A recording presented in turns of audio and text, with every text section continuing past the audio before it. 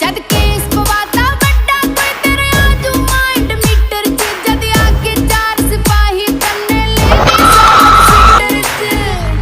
क्यों आम तू मैनू समझ रही तेनू है नी अंदाजा पावर दा एक फोन ते पासा पलट दे मां है नाम बड़ा तेरे लावर दा कोई नशा तो करके आया है ढब्बा साया है काले माल दे आदि पक्के जो तेरे वर्गी कड़वी खाने में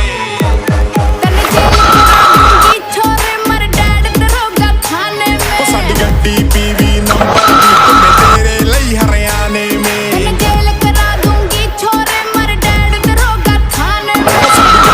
पीवी नंबर दी कुम्मे तेरे लई हरियाणे में